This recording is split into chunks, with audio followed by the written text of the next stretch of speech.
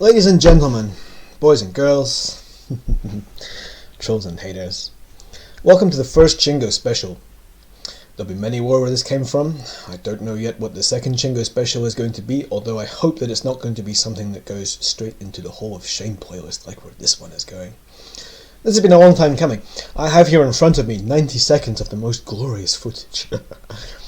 13 minutes in total. I've captured the entire wave here, but the first 90 seconds before this particular player gets waxed is they're what's important. I also have some notes here which will be copy pasted into the description of the video when it's published, and a couple of diagrams. I was initially planning diagrams 3 and 4, but I don't think they're going to be necessary. If they are, I'll overlay them into the video once it's completed.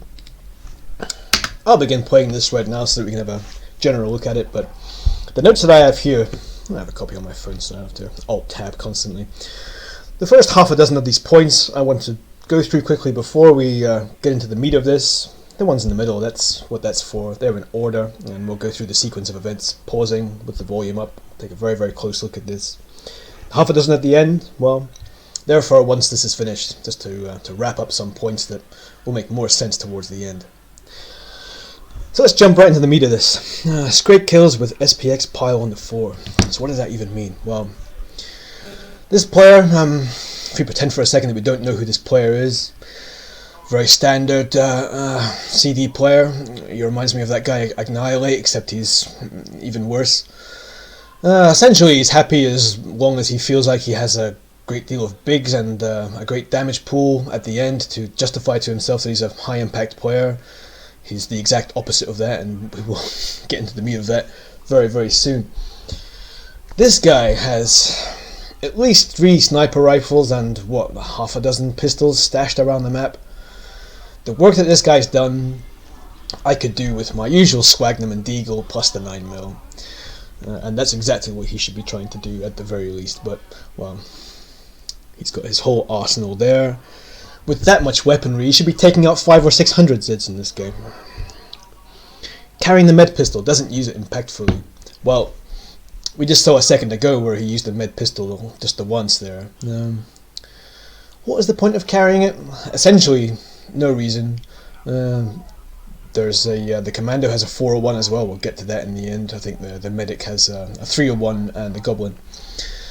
There is no point in carrying the med pistol if you're not going to use it impactfully to heal or to do actual damage with, which is kind of unnecessary regardless. All you're really doing is making your 9mm slot that bit more awkward to reach for. Not that this guy uses it anyway, he obviously should be. The hallmark of a strong gunslinger is a gunslinger who has his 9mm equipped at the beginning of the wave. If you see, I've intentionally started this video with him holding his frickin' sniper rifle at the beginning of the wave just to highlight that this guy's a palooka. He's playing Sharpie without playing Sharpie, as I've written down here. We'll get to that. This game has 4 Sharpies actually. Next to the commando, right. So we also have this other problem here where this whole thing is ass about face right from the get-go. Essentially what you'll see is that what should be the commando is up front, or at least if the commando is going to be on the left side. Commando isn't usually on the left side. I think it's fine to have the commando on the left side, but he needs to be at the front. The Sharpie, or the Sharpie with the Gunslinger badge, ought to be behind him for backup. The reason why should be obvious to most of you. With Tamari here taking out everything, then it's going to be very, very difficult for the commando to get his hands on any trash to extend Z time with. Not that I necessarily think that's much of a problem, but I know that that's the you CD players, for whatever reason, you want to spend 80% of the game in slow motion. So make of that what you will. Correct idea about aggression up front, but lacking in finesse, and that's another problem that we'll see here. It's correct to be up here holding this position, without all the other things that I just mentioned. Unfortunately, if you can't make that work because you aren't able to check the north and the west and the east and the south side all at once, which Tamari can barely handle 2 angles at once, then it's worthless, and we'll see why it's worthless here. He gets tagged early on, he's going to get beaten to hell and lose all his armour right at the start of the wave if he tries to stay there, and that's why he's essentially forced back into a position where he can only be attacked from the front and can continue like a tunnel-visioned player. Correct idea about impact on the other lane, but can't connect. We'll see that later. He does take a few stabs at the right side. I think it's a scrake he takes aim at. Correct idea. Obviously, if you can't hit those shots, then it's completely worthless. Probably the fact that he has half of the Switzerland flag, where instead of a crosshair, was something to do with it. Falling back to the wrong side of the middle of the truck with the commando. It's probably a good time to pull up the diagrams that we have here, especially for this. Now look, in my opinion, this shouldn't be rocket science for anyone. Essentially, as far as this map is concerned, guys, you have a middle section, which is essentially the heart of the hold. You have a flank on the left, which is here. You have a flank on the right, which is behind the fence. Or, it's here, sorry. You have 5 entrances to that. You have the front here, which is, you can essentially call mid. You have the main left entrance, the main right entrance, and you have the back entrances here and here. Now, if these guys are going to fall back here, both of them, then obviously it's going to cause problems here. Likewise, if these guys are going to fall back here, it's going to cause obvious problems. This flank is going to be open. This side is going to get screwed. What can you do about that? Well, it's very simple. The 2 players on either side here should have the initiative that one of them should fall back to here and one of them should fall back to here. Worst case, if they both end up here, one of them has to take the initiative to come back around here and keep this area under control. Likewise with here. Plug this gap. Waste the time of the Zeds. This is effectively Tetris at the end of the day, guys. It's obviously not quite like Tetris. The blocks don't continue to move down. You can force them to move sideways. You can make them move slower. At the end of the day, the Zeds have the exact same rules as the players, guys. If they're blocking, they're not sprinting towards you. If they're getting shot and stumbling, they're not sprinting towards you. If they're chasing you around in a circle, then they're not they're sprinting towards you, but they're not coming towards your team, and that's what's important here. The fact that they both fall back like this, one flesh pound will push Tamari back here, the other one will push him back here, and suddenly, essentially that's why control is lost. Control should be regained, and we'll get to that as well. But, if you're able to be strong enough to hold here, or at least have the brains to use the space that is here, allow one flesh pound to push you back in this direction, curl around. Tamari isn't able to hit these shots, that's why he's so adamant he's going to fall back this way and take a 90-degree turn and fire at Charlie only when Charlie's coming directly at him. But you do have the option to fall back here, keep this area under control, don't lose line of sight with these Zeds. Obviously there's another the problem with the commando coming back this way is that he can't extend Z time from here. He might be able to nab something from here or mid, but these other players are very unlikely to have the presence of mind to actually leave that trash for him in order that it's there for him so that these guys can take out the bigs that are about to get behind enemy lines and allow control to be regained. But unfortunately, this is what they do anyway. Neither of them seem to recognise a problem.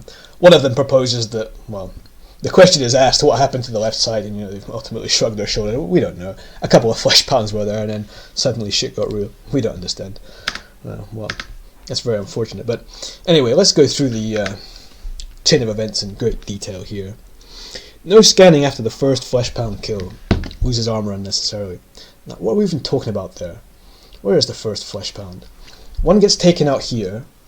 He gets tagged immediately after this. The 2 husk picks, great. Well, there's 3 of them down there apparently, I think. He gets beaten up straight away. Why? It's because what you should be doing is, especially whenever you're reloading, or as soon as you take out a big and there are no more bigs in the vicinity or nothing else that's going to threaten to take a big chunk of damage out of you, you need to be checking in the other directions. You need to be checking behind you. Fair enough, they're all on Discord together, but, if I were to go through this and cast scrutiny on the communication that they've had with each other, probably I could point out many times where there's things that they simply haven't pointed out to each other that they ought to have done. But the point remains, if you're going to try to hold up here, you need to be aware all the time. Start reloading. No, don't look up there. Check here. You've had time to check to your left to make sure you're not being flanked from the commander's area. This door should not be welded, but, it is what it is. I don't know who set that as a standard, but I don't agree with it. No use of 9mm and Z time. Now, look, I don't know if these guys have agreed amongst themselves to not use the 9mm. I don't think so. The 9mm is especially powerful in Z time. The reason should be obvious. Once Z time triggers, I'll pause this as soon as one does. Z time triggers here. This guy can't slip the jab anymore. Fire at You get used to this, guys. I mean, or you should do. You should know where to put the bullets in order that even when he twitches a little bit in Z time, it's going to come straight towards him, straight towards him, straight towards him. You can take the 9mm out, you can dish 4 or 5 headshots, charge your rack 'em up back properly, not use any ammo from the weapons that you should be saving for the things that can actually hurt you, as opposed to these schwabs, which are basically just there to irritate you and waste your time, and ammo in this guy's case. What else do we have here? What's next? Immediately uncomfortable in the presence of more than one flesh pound. That's a big problem in general. Let's even just fast forward to that. The flesh pounds come in right about now. This is number 1. Now, there's a problem here as well. I mean, I obviously can't see this game from the commander's perspective, but given that this guy is effectively a sharpie, he should be. If I'm the guy who's behind him and I see this guy coming, immediately, priority number 1 is to get these crawlers off of him. Now, as I say, I don't know what the commander's doing at this point, if he's reloading, if he's looking at this guy. I don't know what he's up to. But Tamari, well, what's the problem here? As I've pointed out before, he's not gonna use this space. He's not willing to zigzag the Zeds, and the reason is because I know what the reason is. If he attempts to put any kind of maneuvering into this, he's going to start missing shots, and I think he knows that. So he's going to kite back. He's going to basically run backwards, bang, bang, bang, bang, fire basic shots into this guy's head. And the issue is that he's here now, and he didn't even see this guy. That's another problem. Unfortunately, the first flesh pound, well, I think Tamari didn't realise, like, now that I think of it, I think Tamari probably didn't realise that this second guy was coming until this point here, and now he realises that he's in trouble. He can't control the recoil of his stupid guns properly, or at least he failed to in this particular instance. And what is it that happens next? He's going to re-rage him straight away, in a way that's caused him to get hit again. He's finally taken him out. This is good. He's realised he needs to push back into this position, not allow these Zeds to keep control and hold him back there. But it's not going to be worth very much, and the reason it's not going to be worth very much is because, well, just look at this. How do you get grabbed here? That's so bad. Like, come on, basic footwork. He's gotten grabbed here and it's panicked him, and like now, I know exactly what's happened here, and we'll get to this. I want to make sure I haven't missed any points out here. His crosshair has a crosshair, right? So his crosshair is half of the Switzerland flag. That is essentially the reason why he's not able to aim things properly when they're at a distance. We've covered this. Misuse of double barrel. Well, the misuse of the 1911s. Let's put a pin in this situation here for just a second. The misuse of the double barrel 1911s. I see a lot of very poor players wanting to use the 1911 double barrels. Now the reason is because it looks good and it sounds good, especially in the video. And why is that, guys? It's because I know not that many of you will have played Fallout. There's a VAT system in Fallout. The VAT system basically means that you get a dice roll as if it were a role play game or a turn-based game. When you fire these double barrel shots, well, what it basically means is that if you aim just roughly near the head, you have 2 chances of landing a crit instead of 1. That sounds great, doesn't it? The issue though is that it's not like you're getting double the damage. Each of the bullets does half of the damage. It'll charge your rack faster if you're to let it cool off. But essentially means that you're misled as far as the damage is concerned, because whilst it looks as if you're landing crits on every shot, really you're spilling most of the damage outside of the bucket, and that's a very, very, very large problem here. Those weapons are trash in my opinion. You won't use those if you're a serious gunslinger. No nail bombs. Well, again, I'm not sure if... I don't remember hearing a single nail bomb go off in this entire video. In fact, I'm actually going to turn this up at this point. I don't recall hearing any nail bombs go off. They may have agreed amongst themselves not to use nail bombs. That's possible, so I don't want to assume that there's a reason for why he's going to die with 6 of them. Or is it 6 of them? Or why does it say 6 of them? I don't even want to know. The amount of stuff that Tamari has modded, I dare say that he would have had one of his developers run away and like turn down the blast radius of the nail bomb or something if he really bothered. But essentially, you know, this would be a great time to nail bomb. I mean, before he got pushed behind the truck, or essentially afterwards, throwing one over, so it lands about here somewhere. That would have been a great idea. That would have kept things under control. But what's going to happen here? I'll tell you what's happened here. he's seen that this guy's raged, and he's got these guys here, and essentially he can see that there's a problem here with these guys obviously going over there. He's overwhelmed by this. I take that for granted because I'm someone who's actually properly conditioned as a player, and when I see this, I know that essentially my plan straight away, I might not be able to do much about these guys except for essentially nail bomb them to stun them, because they're gone. The other side's going to have to deal with them. But the best thing I can do at this point is to make sure that the right side doesn't have to deal with any other flanks, and the way for me to do that is probably I'm going to take a turn to the left here. I'm going to bash one of these guys out of the way if necessary. I'm going to get to this middle point. I'm pointing to here with the mouse, obviously you guys aren't sitting here next to me. I'm going to maneuver around either this way or this way and get to this position, even if it means I have some of these guys behind me. The commando can kill them if he wants to help me out, or else I'm going to deal with them myself. But either way, I want to be in the middle here. I want to have my 9mm out because these are all Schwabs. Bang, bang, bang, bang, bang, bang, bang. Dealt with very, very easily by a player who knows how to keep himself under control, tell his team not to panic, and simply hit the shots that need to be hit. Okay, you're probably going to need 10 or 11 bullets to actually do it. I know that even I'm not going to hit every shot because I'm going to be maneuvering around these guys, and I'm going to, you know, essentially rather than try to hit them all with exhibition shots, I'm going to aim for the shots where there might be, say, like 2 heads in a row, so that if I'm going to miss one, I'll maybe catch the other one in the head instead. But in less than one 9mm reload, these guys here will all be dealt with. The bloke will be missing his head as well. And I will be here somewhere with, what do we have here, a couple of scrakes that I'll be able to deal with the commando backing me up from this flank. Worst case, if I'm not able to rip the back of this guy's head off, which I probably would try actually, given that he obviously can't block me from that angle. The worst case then is that the right side has one flesh pound flank to deal with. It should be able to handle that. I'm going to take control of the middle of this map back. Tamari isn't able, and players like him, they just simply aren't able to cope with this. And the reason is because they don't condition properly. They don't play in a way that's actually serious. What they want to see is that they have 95% headshot accuracy. Why is that? Well, it should be 100% if you're only going to go for easy shots. This situation here should have been dealt with very, very easily, but the decision is going to be made by Tamari here to kite, and that's one of the worst decisions I've ever seen in what I would call post-vanilla killing 4. So make sure I don't miss anything. You know, lack of movement or ability to footwork Charlie in any way. I mean, again, going back to that's worth revisiting. How do you get grabbed by him? Watch some of my videos, guys.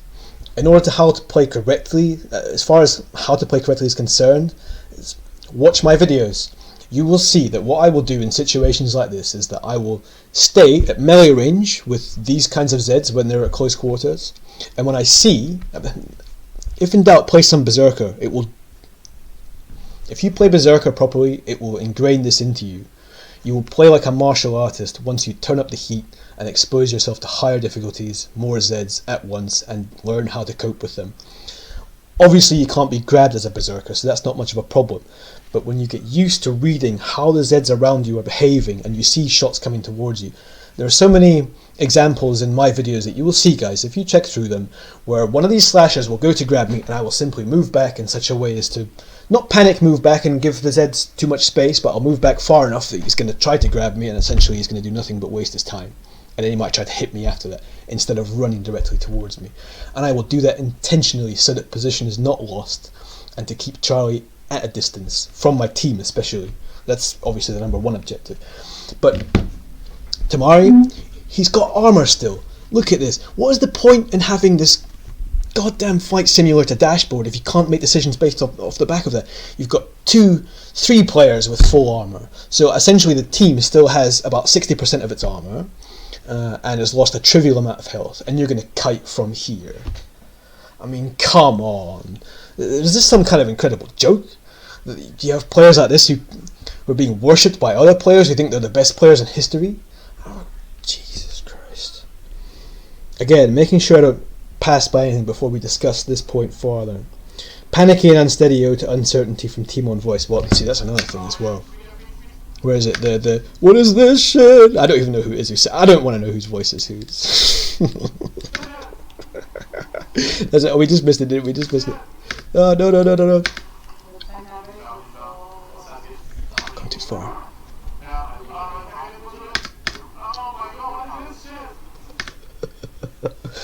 I don't know who that is. I presume it's someone on the right side who's obviously surprised that this flank is coming. I mean, look, let me address this again. And probably something I will link at this point, because I did upload the clips. I uploaded recently a couple of clips from a game that I played with a dickhead whom I've had to delete, sadly. But, high overclocked. But, you will see in those clips that I will link in the description that I, as the medic, make a very, very particular point of holding onto this area here, and it's because it is so key. Like, this is essentially the point that once it is lost, that's where you go to DEFCON 3. In other words, now we're going to have to start thinking about running, because Charlie's behind enemy lines, nobody knows what's going on, the medic's got too much healing to do, and someone is going to be sacrificed like a lamb, maybe 2 or 3 players if we don't make the decision to go now. That's what Tamari is probably scared of, that players are going to start dying, but clearly that's because he doesn't have the finesse to keep this under control when he ought to. He's spoken as if he does, that's for sure. Look at this. God. So, the decision to kite is made here. So, in the space of about 7 or 8 seconds, Tamari finds himself in here. I thought it was the commando. I said something about him getting the commando killed because I downloaded a low quality version of this and couldn't see that it's the sharpie, and obviously the commando is usually the person who's at the front here. But anyway, this poor sharpie's shit his pants. He's ran out here and he's been the one who's sacrificed like a lamb. Now, what's that, 7 seconds I said? It's something like that if you measure it. Reluctant to commit to kiting. So here we're on track. Reluctant to commit to kiting. Now when I say that, okay, his team should be closer to him here than they are, especially when he's spamming his panic button there. When I see Tamari do what he does here, I mean, come on, Tamari. Were you born yesterday? You can't wait for something to spawn down there. It's your responsibility now to make sure that your team can get down that stairs. And if they can't, it's your fault. You need to be down there, and the reason he's not down there is because he does not want to be the person who goes down here first. He wants someone else to go first, and he wants to go in behind them. Get down there and take point. They all get behind him here. What have I written down next? Okay, so we have a couple of seconds yet before something particularly interesting happens. Fine, he's taken out the husk. That's great. He probably just set someone on fire otherwise. Takes out a scrake here if I remember correctly. You can just about see him in the distance there. That's fine. Now look, that's great. It's not such a bad idea to take the scrake out there, and the reason is because he's essentially used that to charge his rack him up back to full health. That's something that's, as a gunslinger, that is something you should be looking to do. Keep your rack warm. You are at your strongest. This should be obvious. Gunslinger, as well as Sharpie with rack him up enabled, is an impulse adrenaline player. You keep the rack him up charged as often as you can in order that you are able to output maximal power and damage when you need it the most, and clearly it's needed here. Taking this flesh pound on, I don't know about that. In my opinion, he should have ran there, but this is where it gets problematic. He doesn't know what to do with himself. You should still be at the front, carving out a point. Oh my days. It's unforgivable that you've fallen back here and that you're doing this now. Those flesh pounds have done damage to your team already. Their armour is disappearing very, very quickly. There's no need to re-rage them, except for this to happen, for you to all get hit in the back by them. And what are you even doing, man? Like, see, this is what happens when Shingo comes out of there. 1 or 2 swagnum shots and they're on the floor. What have you done? You've used, what is that, an entire... How many bullets was there? So you're pulling these up and you go, oh my days. So it's like 13 shots that you've blown here. You've blown 12 shots and then you've... So this is the thing, like, Tamari, you can obviously learn. You've realised that you've got 2 shots there and you're not going to be able to get to cheat the reload essentially, which is what you've done. If you can learn to do that, you can learn how to do the more basic things in this game. What are you even playing at? This is bad as well. We'll get to this. This is where he decides to top up his arsenal. Charges right damage, but overall enthusiastic. The flash pound which is dependence upon bullet spam and reload cancel versus slashes, which we've discovered. Great husk pick. The husk pick is up here. Now this is bad. I mean, when I come around this corner, the first thing I want to do is take those rioters out. Those rioters need to be dealt with because the rioters are essentially, they're Charlie's medic. This is not rocket science. If I come out here, in fact, I'll tell you right now, if I'm playing this right now, I'm stepping to the right, and I'm going to, hopefully, I can't guarantee it, but probably I'll be able to crouch around here and smash both of them with one shot, and hopefully I'll be able to do that with the Swagnum before they do this instead of afterwards. And that's a problem. That's a problem. And there's going to be more problems. This pickup here, great, good job, because he probably would have caused another... In fact, he has actually set someone on fire, so it's, it's unfortunate it's too late. You got him as quickly as you could. Okay, fine. Now this here. Oh my god! I can't believe I'm even doing this. Look at this. You should. I've even written down here. Looking at this, what is it I've written? Looks like trolling. Awful Scrake Rage. This might even be one of the worst Scrake Rages I've seen in post vanilla Killing 4. This is a joke, man. I think he does point out... I got it at the end, didn't I? He does point out at the end that he's cost 3 players a lot of health from this. How he couldn't have calculated that that's what was going to happen at the time, I do not know. I mean, look at this. You were clearly too far away from it. Yes, it's got aggro on you, but it's not going to have aggro on you a second or two from now. And that's the kind of thing that, like, if I see you do that, I've got a right mind to blow your head off myself, because you're as good as Charlie at this point. You're Tango, man. Look at this. Look at the health that gets lost here. The chunks that are taken out, the armour that's gone. Oh my god. The last thing that these guys need is another Scrake charging after them, and...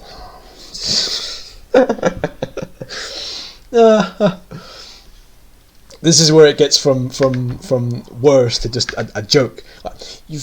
You've panic syringed yourself. That's so bad. You can't panic syringe yourself here, man. Come on.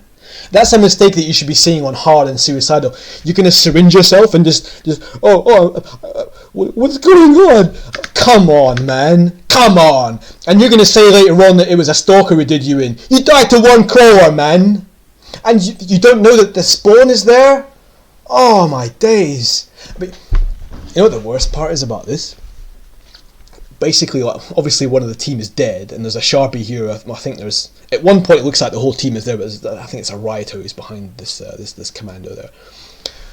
The commander, and look, he's got. What are you doing? Why are you holding that 401? Oh my god! The medics obviously, realise too late that he needs help. This sharpie is lit up and isn't healing, but obviously he should be, because this.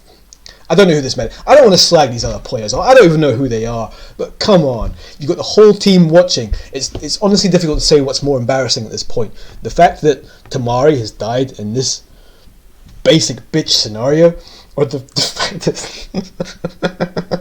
the fact that your whole team has watched you die like a fucking lemming. I mean, come on. At this point, I begin to wonder if they're trolling. Do they like you as much as me? Is that what's going on here? They just basically want to see you die like a fly and make a mockery of yourself in front of everybody. Oh my god.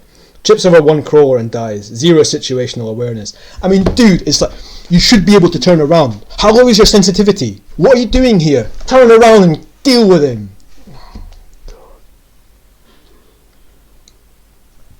Syringed himself without scanning. Schoolboy error. Don't fight. I presume it's Tamari who's saying that. Let's turn this up a bit. Okay, now Tamari's dead. That's a good thing, if anything. He's going to get the rest of these guys killed if he survives longer than that anyway. And it's... The worrying thing here is obviously the fact that apparently Tamari's one of the best players on this server. Could you imagine? Oh my days. Less fighting, more running. What are you talking about? Oh, I'm glad that you can aim at this Scrake's head when you're dead, mate. Less... Oh my god. What do you mean less... This is another point. I'm not sure I actually wrote something down about this, but Tamari seems unable to recognise the fact that this is not a game where you have to sprint forward only and that you have to turn if you need to move faster in a given direction and give your back. You don't. You can sprint in any direction. I think... Partly, again, that's coming back to the fact that Tamari is clearly uncomfortable taking shots at anything unless it's coming directly at him, or unless he's moving directly backwards from it. Why? I thought you were an old school player, Tamari. Aren't you an OG? You're spoken like one. You got an ego the size of a circus tent, like what I said on that more on Discord that I tried to get your attention on. I see you hide from me these days. Go back to suicidal. Learn the fundamentals again. Readjust your attitude. Be nicer to players who know more than you. I'd be happy to commit, well, you know, a couple of years ago I would have been anyway.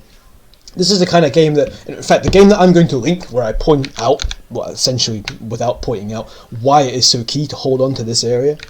I've intentionally played with players who are like this, and it's because it's actually a great challenge. It basically means that if you go into 10 wave with players like this, and you can carry them all the way through it without anyone dying, then that's difficult.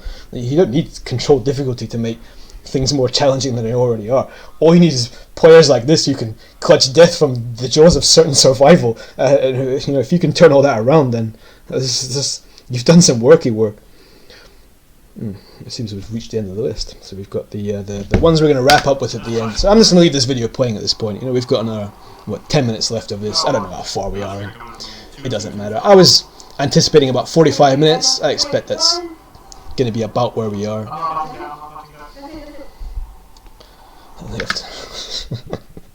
Is that how itchy your trigger finger is? Come on. Inability to create a slinger build not dependent upon SPX. Now look, I know I'm going to get all kinds of ridiculous accusations in the comments. Oh, you love Tamari so much. Oh, you must have watched all his videos by now. No, these 90 seconds were enough. I wish I hadn't bothered. Honestly, like, oh my days. I can see, without even looking at the rest of them, that this is a player who, without the SPX, he doesn't know which corner of the map to shit in, and it's embarrassing. Gunslinger shouldn't even have the SPX, and I'm talking to you, Tripwire. I mean, come on. It's not the dumbest thing that you've done, but it's definitely not the brightest, that's for sure. Why? Why does Gunslinger get the SPX? The Winchester, fine, but the SPX, it's fun to use. I'm not saying that you're a dickhead if you use it from time to time, but if you can't make a decent Gunslinger build with pistols, then you're doing something wrong. Why didn't you play Sharpie, Tamari? You're a glorified Sharpie in this game. Oh, obviously you're a dead Sharpie now. Why? Why didn't you just play Sharpie? No pre-buff, mad. Well, yeah, that is what it is, isn't it? Yeah, let's come back to that in a second. Let's put a pin in that. Arguably his team should have been able to stop him from dying. Okay, right, we've covered that. How could we miss that, huh? Asks about other... Right, so at some point he's going to ask about his other pistols. I mean, I didn't count how many weapons he has stashed around this map, but apparently there were a great deal. I'm going to skip to that, actually. And so right, okay, so we've pretty much covered everything. I mean, again, this is worth... I'm going to skip back to that. This is worth pointing out again. How? What are these guys even doing? The four of them are there. I can almost see why Tamari didn't even expect to be flanked from his left by the flesh pound that knocks him clean out. This whole team was there just a second ago, and now here again, they're watching him. Like, how? If you're the commando and you see that your fucking Sharpie has got this crawl, deal with him and patch him up, or at least one of you get in there and fucking do something about this, because your teammate's gonna die. Like, why? As I say, the simplest explanation for me here is that no one really likes this guy. They just, unfortunately, just have to eat whatever shit sandwich he serves them on the day so that they don't end up in his little fucking MySQL table of banned Steam IDs. Where is it he says this nonsense? Let's have a quick look at this, shall we? Deserve to die. Oh, that might be the only thing that I've seen or heard you say which isn't total bullshit. Misjudged the Scrake's aggro. Well, yeah. You miscalculated something, that's for sure. Tried to sneak the kill in. Yeah. Come on, man. Come on, man. Come on, man. Biden, come on, man. .gif. No, you didn't get blocked by a stalker. The stalker had nothing to do with it. He doesn't know what he's talking about. At some point he'll ask about his other pistols. It's not even worth going into. I think we've covered everything at this point. Obvious team.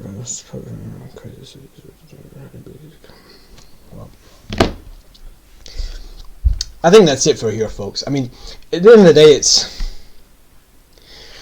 it's difficult to suggest what these kinds of players should do. I mean, just to add something constructive here, it's difficult to advise you kinds of players like the Annihilates and the Tamaris and these other players who, when they come into Endless, they get absolutely fucking wankered and just leave with their tail between their legs without even saying anything.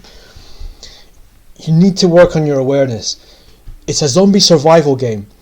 The whole point of it is that you should be at threat of being ambushed at any second. Don't complain about bad spawns, auto rages, quarter pounds, EDARs being outside of the spirit of the game. There's nothing else shooting at you. Charlie isn't even shooting back at you here, except for the husks, which you've just about learned to counter. If you guys want to learn how to play this game properly and be a player who's actually high impact without simply pretending like you are, do what I suggested. Go on to Catacombs. Don't be embarrassed if you're going to die. Shingo dies, you know? If I play today anything and I don't die, I've learned nothing. And the reason I've learned nothing, okay, I might play out of my mind and hit every headshot today. Maybe I'll do that. But I don't do that. The reason I don't hit every headshot is because I don't put myself in a scenario where the shots are all easy and I can hit them blindfold. Because, seriously, I could probably hold some of these lanes, as you call them. I could probably hold some of those with my fucking monitor turned off, man. Just using the sound. Oh. You don't challenge yourself. You're putting yourself in a position where there's no terrain on the floor so that you're essentially scanning left to right like a peon. You're supposed to be old school. If you're 14 and you've got 2,000 hours, then okay, fine. But dude, you're supposed to know what you're doing. It's embarrassing for everyone. Just do what I'm telling you guys. Put yourself in a position where you're challenged, where you can die, where you're scared of it, where you know that you need to work that bit harder than what you did yesterday to survive.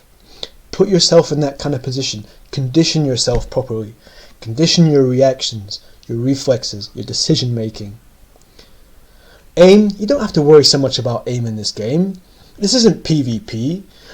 These, be forgiven for thinking sometimes the Zeds are intelligent, but clearly they're not. They're going to come straight at you. They're going to behave like bots. You're behaving like a bot as well, and you shouldn't be doing that. That's not the point of this. Condition properly. Do what I've said.